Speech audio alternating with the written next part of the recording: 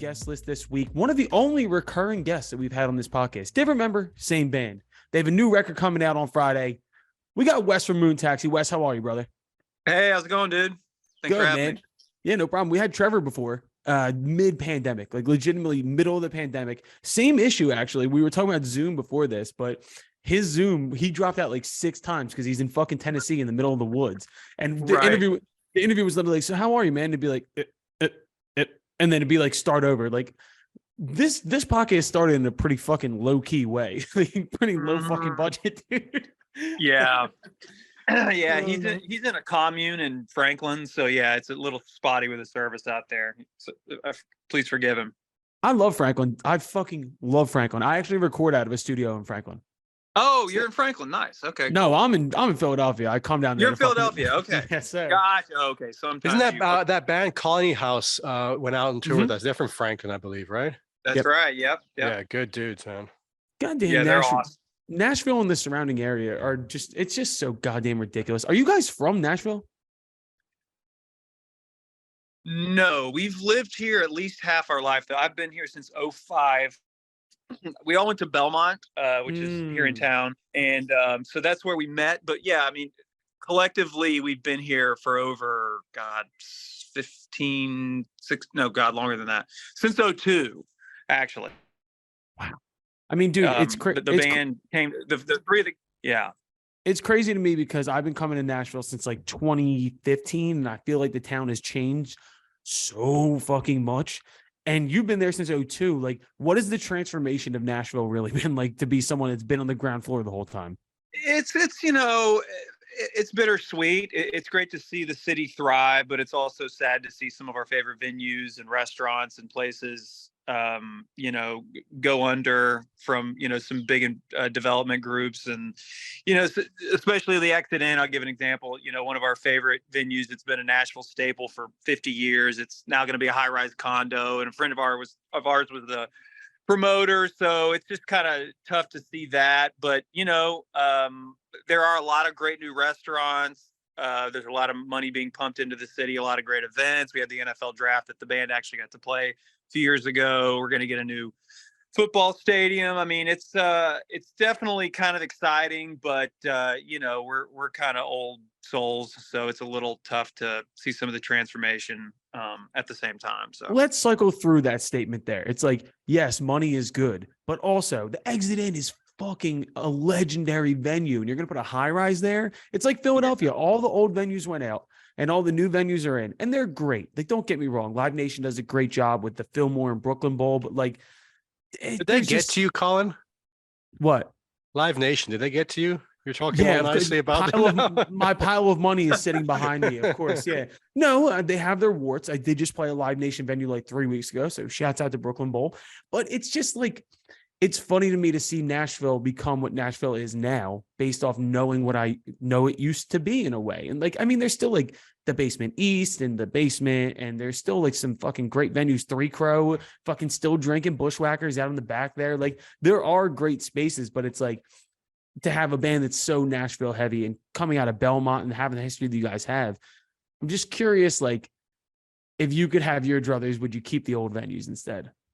Yeah, of course. I mean, yeah, they seemed to have been doing well enough to stay in business, for 50 years. And some of these other venues somehow managed to survive the pandemic. So yeah, of course we want to see the little venues that could survive. But yeah, I mean, to your point, a lot of these bigger venues that are coming in, like Ascend and the forget the great, whatever the venue is out in Franklin now, First America, a lot of those are Live Nation. So they're just kind of getting bought up by the corporate machine. And we're just so close to we have literally, I mean, by 2015, we literally played just about every venue in town at the time, other than like the honky tonks. But, we did 4 New Year's Eves at Exit Inn. Those were some of the first sellout shows we ever had. We did, I think, Third and Lindsley's still around. We did a New Year's Eve there, and just sort of rose the ranks, and eventually made it to the Ryman, and then eventually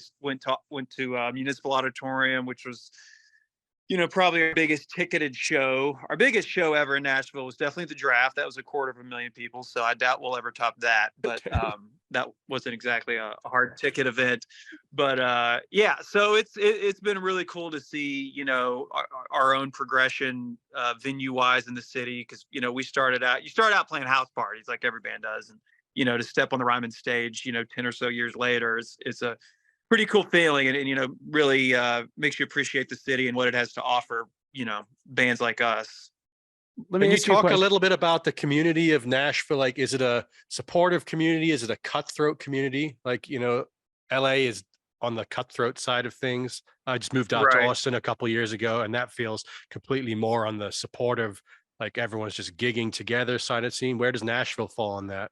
I would say, you know, a little more, or you know, I mean, every band's going to be a little competitive at the end of the day, because you know, they want the edge up. But yeah, I'd say it's supportive. I mean, you know, we used to go to our friends' bands shows often, and you know, we see fellow musicians out in the crowd, and you know, it's been one of my favorite kind of collaborative events that we did was at the Ryman for Bob Dylan's 75th birthday. So this was 2015. And it was so cool to go into the green room, because we've always been, we tour so damn much. We used to do 150 dates a year, that you know, a lot of the bands, and not to pigeonhole all of them, but a lot of them, you know, tended to kind of hang out, play around town. They didn't really tour quite as much as we did back in those days. So we sort of never really got to know too many of the local musicians, or not, you know, some of our heroes like, you know, Isbell, Casey Musgraves, some of these people. But anyway, on this particular event, the two musicians I just named, and a whole bunch of other guys, Butch Walker, Kesha, you know, they were all hanging together, and it just felt like such, and it seemed like they all knew each other. We got to know, you know, some of these musicians, and you know, that was sort of our first taste of really kind of being embraced in the Nashville community, Right. and actually getting to know these people. And you know, if we saw them at another venue maybe a year later, so we could say hey. So you know, it's nice to kind of finally integrate, you know, and just kind of getting in that little scene was kind of a beautiful awakening to, you know, the community and how supportive it can be, and how we're all in this together. And the music business is a freaking disaster and completely impossible to predict. So you know, we're all, you know, kind of we're all in arms in that way. So Well, one of my favorite things about the Nashville scene is the fact that you can tour through there and wind up on a show with, now I'll give a venue, I don't think it's still there, is 12th and Porter. Is 12th and Porter still there? it is not. So this is like 2018, 12th and Porter. We played a show with it was like a dream pop band opening, and then a band called Justin and the Cosmics. I don't know if you know Justin and the Cosmics. Just gnarly Nashville, like garage punk shit. And then us closing. But the reason I remember this is because I love the varied nature. The sound guy at 12th and Porter is a great guy, and would come up to me before the shows and be like, yo, I have this beautifully new built like Neumann mic. Like, I want you guys to use it. I'm like, I don't want to use it. It's nice. I'll ruin it. I don't want to fuck it up. He's like, I'm putting it on stage. Use it. Go ahead. The singer from Justin and the Cosmics was hammered during the set and took the mic off the stand and shoved it down his throat, and then shoved it up his ass, like through his clothes. And I was standing next to the sound guy, and I looked at him, and he was like, what the fuck, man? Oh, wow. I love Nashville shows for that reason, because you never know what the fuck you're God. gonna get. Because everything is like a bill like that, where it's just like, all right, we'll get 7 bands on a bill over at like the 5 spot or something like that. You never know who you're gonna get in a fucking room with. I had to follow the microphone and the ass guy. I love Nashville. It's my second home. Well, good thing you didn't have to share the mic. That's all I have to I say. did use that mic. I did use You that did. mic. Did you have Oh, yeah. disinfectant, I hope? No, I just kind of stood a little bit far back. Oh, yeah. He's from Sing a little Philadelphia. Every venue microphone there is way filthier Has been in than someone's that. ass. Yeah, every microphone in Philly has been in someone's ass. But I bring this up to say, like, because I know you guys as a huge touring band. Like, that was kind of Moon Taxi's thing, is always playing 150 dates a year and things like that. And we talked to Trevor during the middle of the pandemic when nothing was moving. And to get out after, and I've looked at your fucking tour schedule now, and you guys are booked out like crazy. What has it been like to get back on the road? Yeah, I mean, we can't wait. It's felt so stagnant on the touring front because, you know, to be really taken seriously, I think, you know, it's such a perception game. You've really got to, you know, it's elbow grease. It's hitting the road. It's really showing people that you care. It's, it's been very spotty, you know, post-pandemic for a lot of bands. You know, now you're finally seeing these massive tours coming out because people have the confidence to take them on. You know, of course, you know, one of us could get COVID and it could all go to shit. We'll see.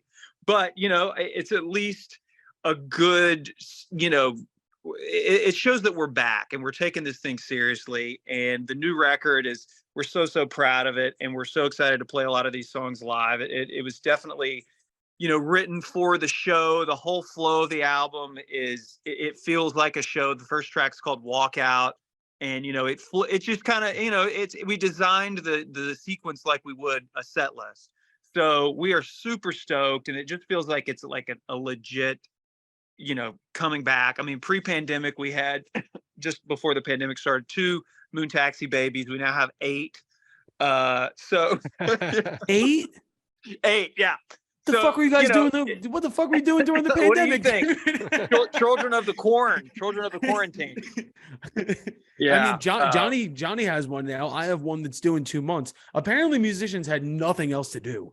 We had nothing to do. Dude, I mean, honestly, that's a big part of it when you're touring, and like that's just so much out of your mindset. And it's probably a wrong way to think that you start adjusting life, like big life decisions, like kids around, like, oh, we got a spring tour.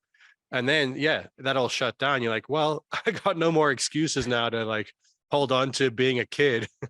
Right, man. I know it's it'll be interesting. And people are like, oh, what's it like touring with kids? And I'm honestly like, I don't know yet. You know, we really haven't done the long. It's been like, you know, 3 or 4 days, and we'll come back.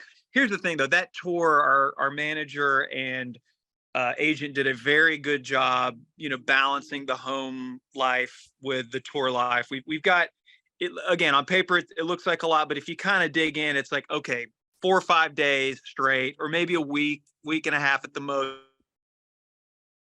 Then we're back home. So it's a big ass tour, but it's spread over, you know, 4 months. So it's going to be manageable. We'll be able to be home, but it still just looks so good on paper to see like this band is playing, you know, and we're playing a lot of places that, like, for example, Houston, Texas. The last time we played there was, I think, late 21, and it was during the height of the Omicron phase. And we've got very, very good friends in Houston that wouldn't go to the show. Like, it was just it wasn't safe. You know, people just identify 2020 with the pandemic, but really for touring musicians, it was a good 2 years plus, at least, of really, you know, being able to get back to what we, you know, typically did touring wise. So it just feels really good. It just feels very, you know, legit, very, you know, we're taking this thing seriously because we are. And, you know, I think this record that we just, that we're releasing on Friday is certainly the best record we've ever made. And at least I like it the most. I can't speak to what everyone else will think, but I certainly find myself listening to it a lot more. And I think the whole perspective of how we created it, why we created it, was completely shifted from the last one, you know. And you know, again, it was more in mind with the show in mind, and you know, more what we like. You know, like I said, I find myself listening to the record way more than I ever did any of our previous albums. So it's good when you like it. You know, it's like, I think, you know, we had a pretty big hit song in 2017 with Too High. Went gangbusters, and, you know, we toured the world and got signed to a major label. And, you know, I think you inherently sort of start writing and sort of operating to keep the big heads at the label happy, or, you know, because they want to, you know, you now have the opportunity to really reach a global audience. So you tend to, you know, shift your focus towards that and what might work in that space. And sometimes that sacrifices some of your own, you know, integrity or instinct musically. So that was completely thrown to the wind. I think, you know, post-pandemic and just, you know, being able to release this album on our own, completely shifted the paradigm. So we're super excited about it. It just feels like it's a whole renaissance for us, and we could not be more stoked about it. Was a lot of the material was written like recently? Was it stuff you were sitting on? Tell us a little bit about that. You know, we write in a very gradual process. It was, you know, just a little look into our songwriting process. Basically, it'll be like, I might come up with a little track and I'll shoot it out to the guys. Hey, do you guys dig this? Or, or maybe one of the guys, I'll sort of go, hey, there could be something here. Check out this hook melody. Do you have any lyrical ideas? It can be a little piano riff. Like, for example, the single from the record Classics, probably wrote about a year ago just on piano. It was kind of a little jazzy melody thing that I had and I thought could be a hook and potentially Moon Taxi song. It was kind of started out as like a trip hop thing, and then I was like, this is kind of a damn catch. Yeah, you should hear the I'll have to send you the other version. But anyway, so yeah, on a piano, it kind of felt a little more like the Killers or Cage the Elephant, or like it definitely could go a little more alt rock. So it just takes, a little kernel of an idea like that to get the ball rolling. And then you've got, this incredibly talented group of musicians that, put their touch on it, give feedback, say, hey, we can speed this up, move this around. So it becomes sort of a, it's yours and then you pass it off and we sort of, pass along the energy ball. So it was a good 18 months or so there. The first like 6 months of that. So this would have been probably early 22. It felt like things weren't really going anywhere. We were just sort of sitting on the same shit. Like it'd be the same 3 ideas. And it's like, so I think started to talk deadlines and like, listen, we probably aren't going to get on many festivals in 2023, but we can really gun for the 24, festival circuit. So let's get a record out in the summer of 23.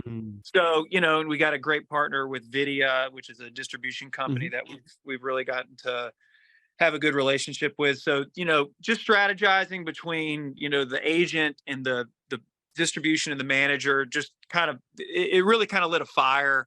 And we were able to turn out some stuff a lot faster. And we didn't really write too many, sometimes it'll be like, we'll have 30 songs kind of laying around and we pick the best ones. We have 13 songs on the album. And I think we pretty much only wrote 13 songs. So we really, focused all our energy on making those as good as we could. I tend to ramble. I'm sorry about that if I'm talking way too much. No. Dude, no, this is good info. And I like this because we talk a lot about the songwriting process with either our guests or just amongst all the musicians on the podcast. I'm in that space now where my band is finishing a record. But me as a songwriter, I get antsy when I get tired of the stuff that I've written that I know is going on the album. And then I get anxiety to be like, I need more songs. So I'm literally talking to my band right now. I can't stop fucking writing. We have the songs for the record and they're getting finished this month, but I have to keep writing because my brain tells me, okay, you haven't written anything in a little while. Did you guys have that during the process of the record where you got kind of burnt out on the songs you were working on? Or were these 13 like, yes, we know this is it and we're good with what we have here? Yeah, more probably the latter. I always think about this interview. We're friends, sort of friends. We're friendly with the guys from Walk the Moon. Nick is an awesome, brilliant songwriter. Obviously wrote a massive hit with Shut Up and Dance. That song will live forever. That was the last song they had of the album. The album was actually done. And he, went out to a club one night or something, was dancing and just had that line and came home and started demoing it and finished it with a couple producers. And then they're like, hey, we need to add this. And obviously the label was like, yes, you should. Yeah. So, career changing decisions. So you always, deadlines are great. And I think, in this day and age, when you can just continue to pump out music constantly, there's a little less pressure. Albums are a bit, unfortunately, of a lost art. It's like, you got to wrap it up at some point and, give them your 12 to 15 songs and call it a day. But, I think if we wrote a Shut Up and Dance or whatever here in the next, month or so, if it just happened to appear from the sky, like sometimes songs can do, maybe that finds its way out into the world by the end of the year. You never know. So that's sort of the beauty of the whole nature of the music business right now. I mean, I just wrote with this guy, Noah Floresh,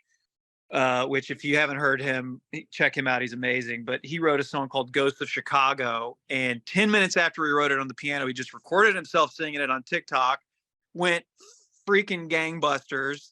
Now he's got everything in the world going on, millions and millions of monthly listeners, just got an agent working on tours, and it can just happen like that. So, you've got to be open to the idea that there could be just some divine intervention, and Yeah. something else might find its way onto the ether, and that's okay too. It doesn't have to just live on this record. The best could just be a single. So, Too High was just a single too, and we'd gotten out of a deal, and it just sort of just popped out and changed our lives. So, it's just be open to any and all options these days. It is funny you say that as a band that they cut their teeth as a touring band. I feel that whole thing is kind of waned in a way. And I say this because the pandemic, of course, changed everything. But I feel like one of the number one things that the pandemic did do was kind of kill mid-sized touring. Like, I think a lot of bands now won't go out on tour. They don't have, like, I know for my band, like, we cut our teeth playing shitty shows all around the country because that's what you do. You go and you play in cities you never played before, and you get your name out there, you build your fucking touring record, and then you can go out and do it again. Nowadays, if the money's not there right away, bands can't take the risk. You know what I mean? Like, you can't. Yeah, I know. It's you really got to have guarantees and low overhead. Yeah, it's a whole different game, man. I hear you. Well, now we have the fucking TikTok game going on. So is there a part of you that had to cut their teeth touring? Then now you see a guy go big on TikTok and you see them booking tours off that. Is part of you like, you skip some steps, you motherfucker? Don't, you know what I mean? Yeah. Oh yeah. I mean, if the music is great, then, maybe they had to skip a few steps that took us, I don't know, a decade. But hey, all the power to them, man. If the talent's there. I mean, it's like that kid Jake who, I play piano, so this shit he plays on what's that song? I don't know, whatever his single is, kind of blows my mind, and I'm like, all right, hats off, dude, you deserve every bit of it. Some people just have that magic. I think ultimately though, and maybe this isn't, I don't know. I'd like to think that the way that we built it from the ground up, very grassroots, playing a million shows. For 6 years we were in a van, renting one hotel room with a light guy, 6 guys, 2 guys sleeping on the ground, roach infested hotels. But I was also 22, so it didn't really matter. It was still fun as hell. So, I would also, say to any musician out there that, might be 16 or 17 years old and think they may have something to share with the world, do it. Don't wait. Get going early, get going, while you've got the time and energy, and, hopefully you have rich parents is all I can say. There it is, dude. There's a real answer to the music industry. That's a secret sauce. I had this conversation with somebody the other day where they were like, we were just talking about grind. You know what I mean? Just fucking grind it out. And I said to him, I was like, number one thing you need is patience. Number 2, I don't even remember, but I remember number 3 I said was rich parents. If you got rich parents, that takes away all the risk. It's like, worst comes to worst, I go home and I work for my dad. Like, it is what it is. Or I just fucking mooch off my parents. If you're not so lucky, like, say your dad, or they buy it, a nice little. Yeah, say your dad's an unemployed contractor. Can't really call him up for some money like me.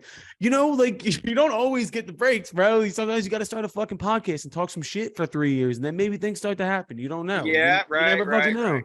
Yeah, or just make sure your bass player's dad's a doctor, and then you're set. There it is, dude. If you get an orthodontist, dude, you hit the fucking lottery. I'll bring a fucking bass player and whose dad's an orthodontist just to say we don't have to worry about shit. But right. There you go. Wes, so the record comes out on Friday. You guys are hitting the road. Where are you starting your tour? When are you starting your tour? Oh God.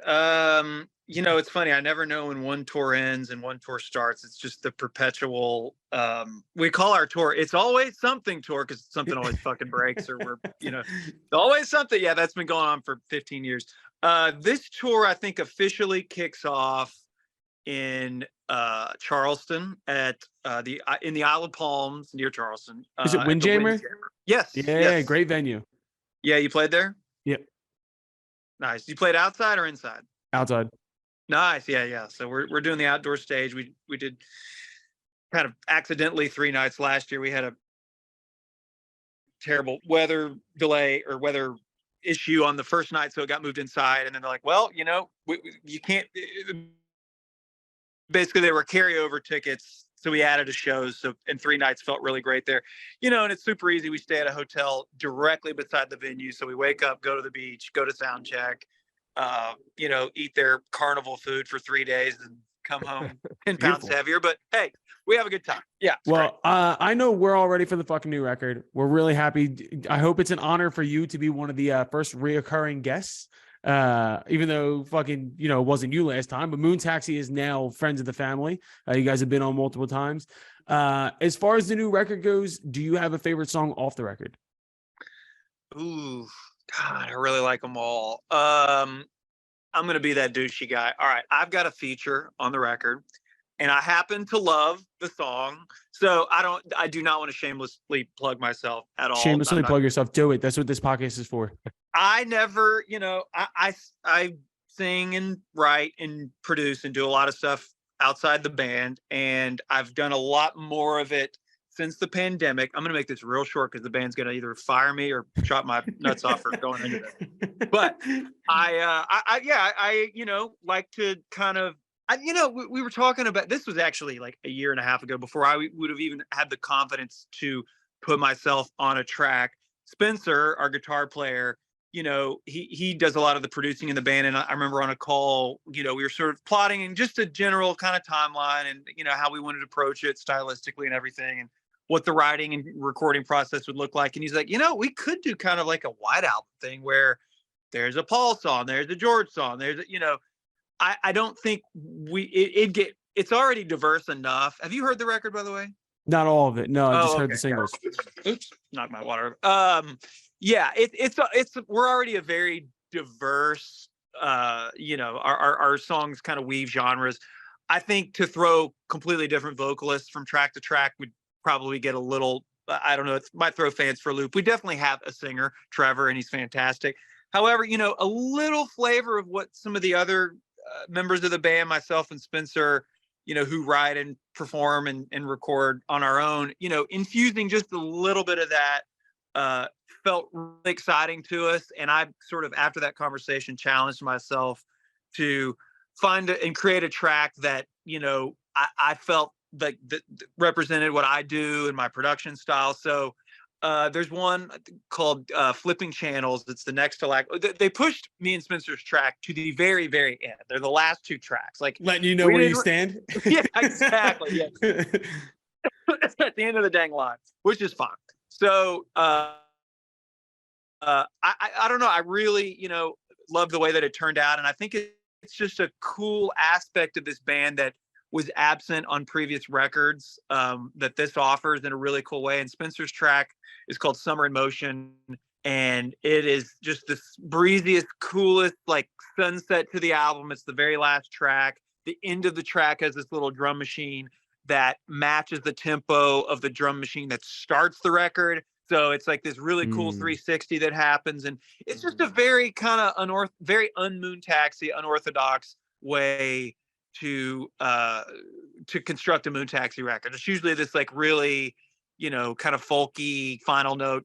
This was just, I don't know, it's the whole Moon Taxi formula that we've used in the past was sort of flipped on its head this time around. So yeah, it's cool. It's just, it makes it for a more exciting listen, you know. And there are two instrumental tracks, which we've never, to my memory, done on a record. Well, actually, we did on the last record. It was like 30 seconds though, but this is like a full-fledged composition.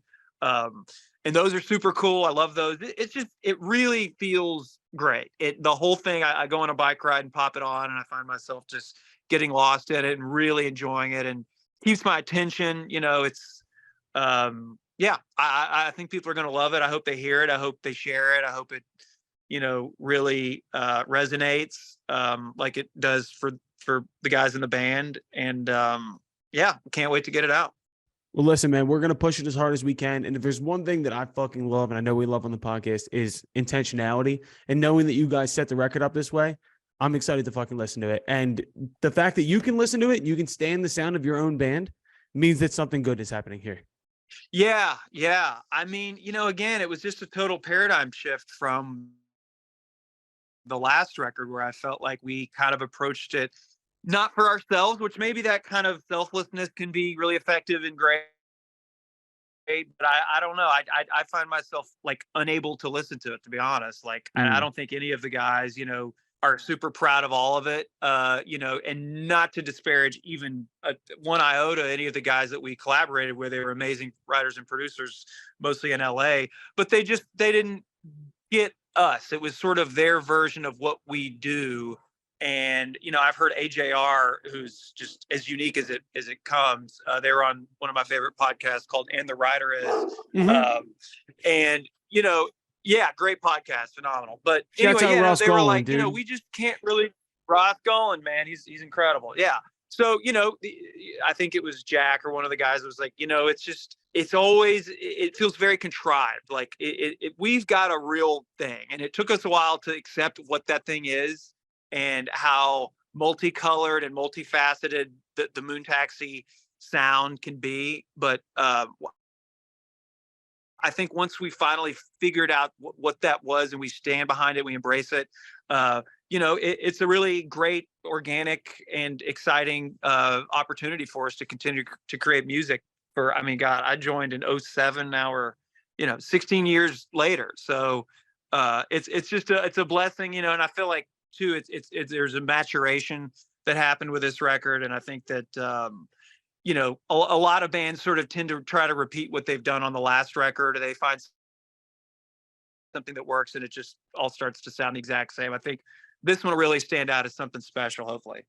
Well, the way we end this, I'll end it with 3 things. 1, go listen to the new album. 2, fuck LA. And 3, make music for yourself. God damn it. That's what's the most important thing here. Yeah, dude. Yeah. Yeah. So when's your record? When is it going to come out? What's the timeline? Well, so we discussed this off air, or maybe it was beginning of the interview. I have a baby on the way. So 2 months from now. Yes. 2 Congratulations. months from now. Thank you. We're finishing the record this month. And then I believe October will probably be when we'll start putting shit out. One of the singles is already out, which, by the way, shouts out Spotify algorithms. I fucking hate you, but you're helping us out right now. So shouts the fuck out. But yeah, we're hoping October, November will be the release of the full record. Awesome, man. That's exciting stuff. Are you having a boy or a girl? Boy. Oh, nice. I got 2 boys. They're the best. Johnny has a girl, idiot. Oh, girls are great. Hey man, I didn't find out what we were having till we had her, and I honestly didn't care. You know what I mean? Like, no. I had no preference beforehand. I was like, it was weird because I would have expected to have had like, I really hope for a girl or a boy, but I just didn't care, and then was happy as hell, to have a girl. I would have been happy as hell to have a boy. I thought it was a girl. Like in my head, I don't know why. Actually, I do know why. I was positive, like looking for signs from God, which way this was going to go. And I was walking down the street after Christmas, and all the trash from Christmas was out for trash week that week. And a little tag that said from Santa to the girl's name we had picked out was out front of my front door. And I went into my wife and I was like, it's going to be a girl. It's going to be a girl. And then we got the test results back the next week and it was like, it's a boy. And I was like, well, I don't fucking know anything. That's not how I would have read that sign from God. I would have said that he's going to be a pile of trash. Well, he's my kid, so there's a high possibility of that. We're getting fucking sidetracked. Wes, thank you so much for your time, brother. You're allowed to come back on whenever you want. Moon Taxi's family now. So everybody go check out the new record. Anything else from you, my man? That's it, dude. Thank you again so much for having me. This was a blast. Hell yeah, brother. Everybody go check out the new Moon Taxi record. See him on tour. Wes, we'll talk to you soon, all right? All right. See you, buddy. See you, Thanks, man. man.